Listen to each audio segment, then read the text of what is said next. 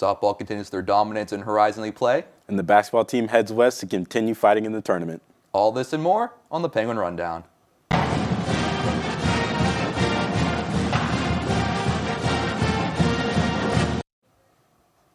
Welcome into the Penguin Rundown. Kyle Willis here alongside Cameron Stubbs. Cameron, it was nice to be able to see the men's basketball team rewrite their season end.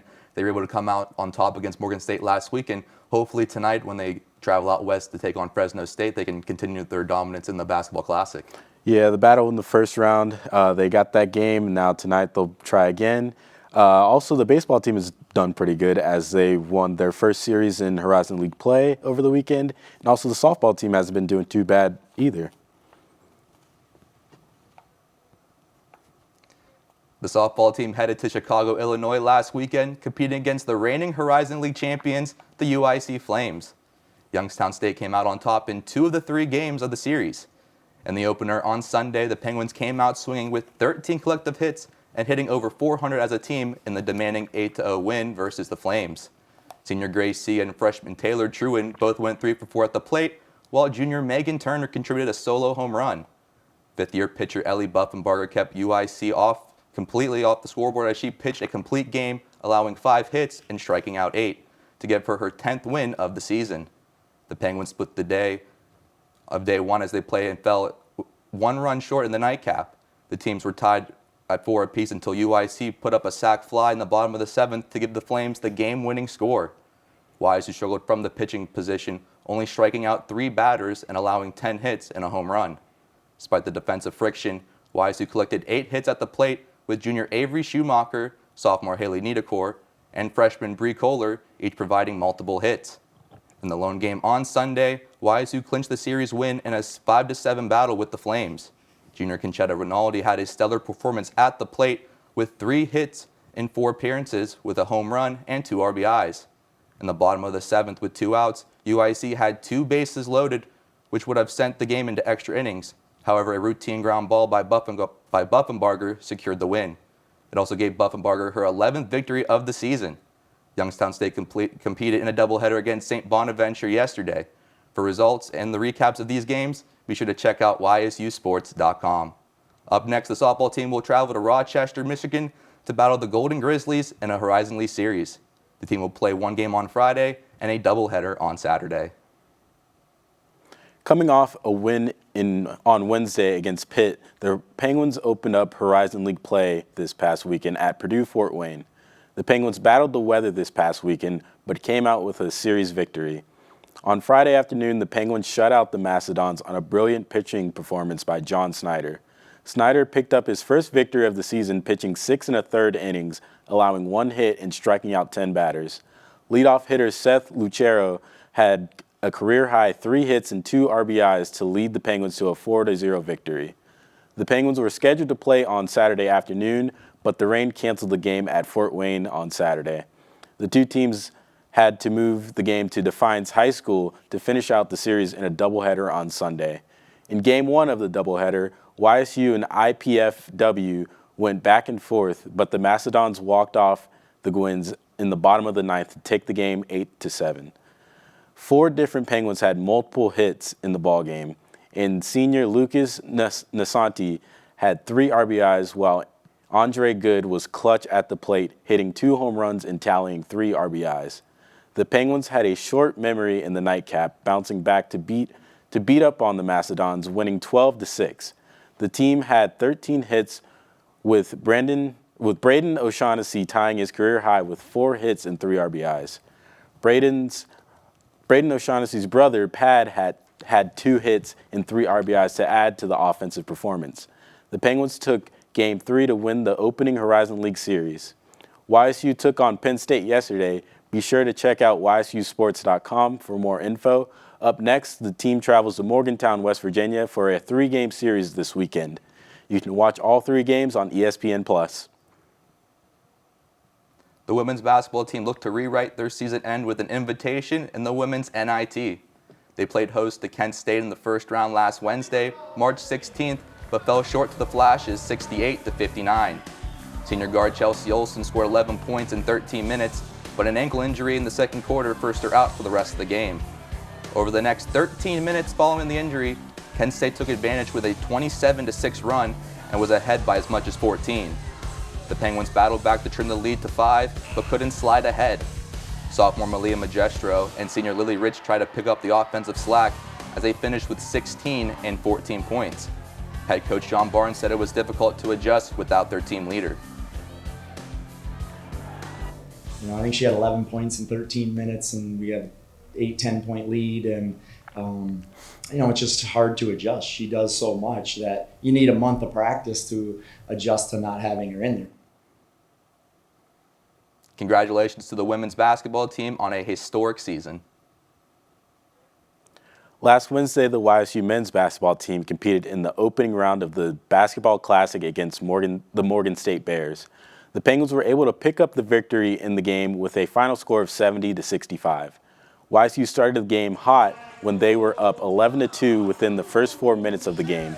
They continued to put on a lights-out show for the first half and headed into halftime, leading 40-25.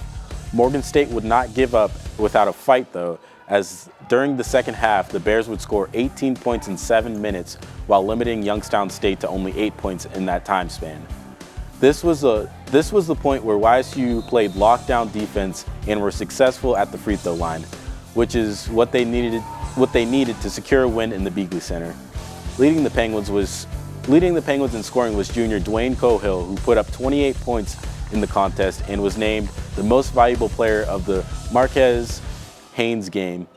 Here's what Cohill had to say about the pressure of closing the game out. Well, yeah, I don't feel no pressure. I just go out there. It's the same as if it was 20 minutes on the clock or if it's 2 seconds on the clock. I'm going to just go out there and shoot like I don't even care. The Penguins are on the road tonight playing the Fresno State Bulldogs in the quarterfinal game of the Basketball Classic. Tip-off is set for 10 p.m. The women's lacrosse team had a couple of matches over the past couple of days as they split the week. Last Thursday, the Penguins came out on top with a victory against the Kent State Golden Flashes with a score of 21-20. The Winds got off to a slow start as the Flashes raced off to a 3-0 score. Sophomore Erin Clark was determined to get YSU on the board as she scored 2 goals in just the opening quarter. Freshman Natalie Calandra-Ryan also scored in the opening quarter, drawing the ladies even closer. Freshman Sydney Bumpstead helped the Penguins' cause as she cut the Flashes' lead, making the score 11-9. Kent went into the half up 13-11. 2 goals from Clark and graduate student Alan Corrin put the Penguins within 1 score out of the half. With under a minute to go in the game, Clark somehow found Calandra-Ryan for the game-winning goal. Youngstown State was victorious by a final of 21-20. On Saturday, the Gwins could not follow up that stellar performance as they lost 12-9 to Canisius. Alan Corrin was a bright spot for the Penguins, though, as she had a game-high 4 goals. Natalie Calandra-Ryan and sophomore Lauren Ottensmeyer had a really strong performances as they each scored twice. Heading into halftime, the 2 teams were tied at 3. Even though the Gwins played good defense in the first half, they could not replicate that in the second. Canisius had 3 different 2-0 scoring runs, which the Gwins could not overcome. The final score of the match was 12-9. Up next, the lacrosse team is at home today to take on fellow MAC team Robert Morris. The match starts at 3 p.m. Now for more on the women's lacrosse team, let's send it over to Caleb and John at the roundtable. Welcome into the roundtable. I'm John Ostapowitz alongside Caleb Ellison, and let's kick it off today by talking about women's lacrosse and now how they are 5-4 to start off the young season and 3-0 in MAC conference play. I know the 5-4 record doesn't look that great on paper, but considering where they are now compared to where they were last spring in their inaugural season, it's like looking at 2 completely different teams. And looking at the roster of this team, there is a lot of underclassmen, sophomores, freshmen, but there are some graduate students here who have played a big part of this team. Yeah, and let's talk about those graduate students with Allie Corinne and Savannah Clark. You know, as of late, Allie Corinne just started getting implemented into the offensive and defensive play as she has 14 goals, 3 assists, and 17 total points. As for Savannah Clark on the goalie end of things, she has swept up 15 ground balls as well as making a ton of crucial saves for the Penguins. I mean, you talk about Corinne. She has been sneakily steady all season long. She has a goal in all but 2 games played, and her last game against Canisius was her second 4-goal game of the season. And we talked about our graduate students, and looking at the rest of the roster, you can't talk about the roster without talking about our freshman, Natalie Calandra-Ryan, and her offensive production. Yeah, her offensive and defensive production is far than subpar. It's absolutely outstanding. She has 33 goals, 13 assists, and she has combined for 46 points so far. She has 21 ground balls and 20 turnovers, so she just continues to stay dominant. But in her high school career, she was a standout superstar in Auburn, New York. She had 203 career goals, 90 plus assists, 167 ground balls, 120 draw controls, and 100 plus turnovers. So she has just been outstanding. I mean, you mentioned at the start her defense. That is true. She leads the team with 20 caused turnovers, and right behind her is sophomore Eris Lindsay with 12 caused turnovers. And at the midfield position, Eris is anything but mid, along with a lot of the players on this defense. Yeah, and let's talk about another one of those players, which is Erin Clark, how she has 26 goals and 23 assists, and she leads the team in total points with 49. Now, she was also named MAC Offensive Player of the Week back in early February, and last year as a freshman, she led the team with 23 goals. Now, another freshman standout superstar is Sydney Bumpstead, coming from Ontario, Canada. She had 19 goals and 5 assists with 24 total points. So she's making her, standout star here. So she's incredible. Absolutely. All of our young players really be able to find their spot and position in the Mid-American Conference, and that's going to be a big part of the YSU schedule coming up. Of 6 of their next 7 games are in the MAC, and so this could be a way for them to finish strong considering they're already undefeated in conference. Yeah, and they have to win that one non-conference game they have coming up in Butler University because they have to stay in front of Robert Morris, which that game is also coming up because Robert Morris is 4-5. So if they drop one game, then they may not win the conference that they have definitely sought out to win. So absolutely, we're coming down to the wire here, and it's a really exciting time to be a YSU lacrosse fan. And that is all the time we have here at the round table. Thank you for joining us. I've been Caleb Ellison. And I'm John Ostapowicz. Now we're going to send it back to our hosts, Cameron and Kyle. Thanks, guys. This past Friday, the Youngstown State women's tennis team defeated Duquesne with a narrow escape. The match was their last match before they headed into conference play. In the doubles matches, Cecilia Rosas and Julia Marco came out on top at number 1. Aliska Masarikova and Elisa Rigazio earned the point at number 3. Masarikova won in 3 consecutive sets at number 2 in singles play. Marco and Rigazio came out successful at numbers 3 and 4. Rosas and Maria Oliveira got 3 consecutive wins at number 1 and number 6. Jessica Stanmore won at number 5. Next, the Gwens compete in the Horizon League at home against Oakland on April 3rd at 11 a.m. For more information on the upcoming matches, follow at YSU Women's Tennis on Twitter. The men's tennis team returned to action on Friday the 18th as they took on the Georgetown Hoyas at the YSU Indoor Tennis Center.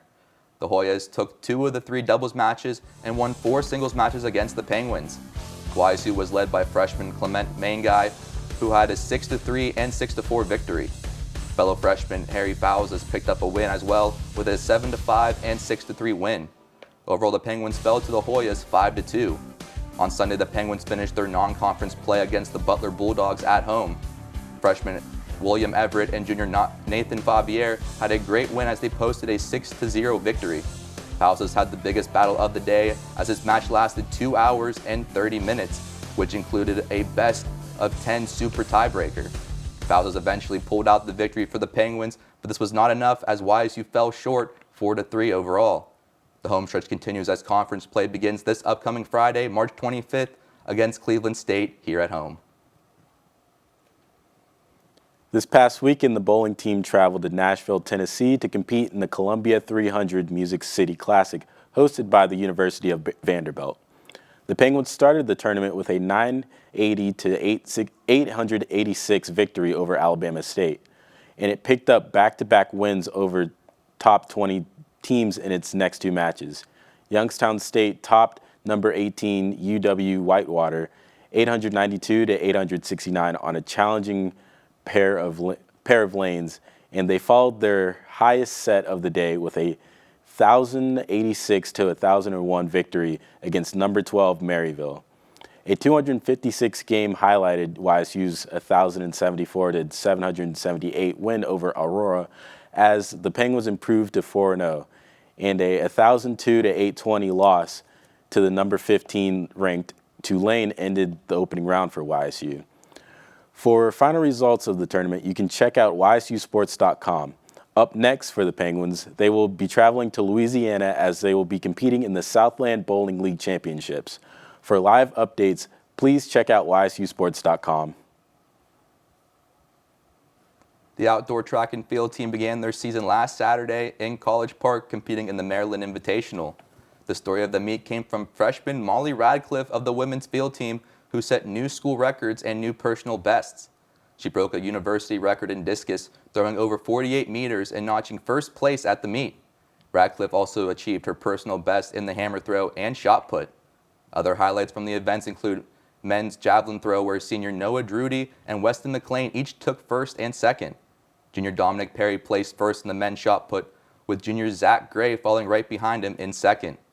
5 YSU track members placed in the top 3 of the respective events, and 4 earned personal bests. Congratulations to the outdoor track and field team on their successful season opener.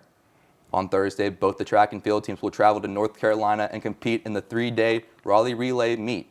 For live stats and recaps, check out YSUsports.com. And now with this week's Penguin Play of the Week, let's send it over to Andrew Peterson. Thanks, guys. This week's Play of the Week comes from the softball team courtesy of junior Megan Turner from nearby Champion, Ohio. As you see right here, she takes a pitch and she takes it deep right field with the absolute moonshot over the wall to extend the Penguins' lead. We're going to take a look back at that one more time. She sits back well on the outside pitch and drives it to the opposite field, showing her Oppo power of hers. Sends it well beyond the back wall for her 4th home run of the season. This home run contributed to YSU's dominating performance in their 8-0 win against UIC. Congratulations to Megan for having this week's Play of the Week and the rest of the softball team on their performances this past weekend. Let's send it back to Kyle and Cameron. Thanks, Andrew. That'll wrap it up for us here at the Penguin Rundown. Make sure to check us out on social media on Instagram and Twitter at Penguin Rundown 1, and make sure to check out news, stats, and highlights at YSUsports.com. I'm Kyle Wills. I'm Cameron Stubbs. And we'll see you next time, Penguin Nation.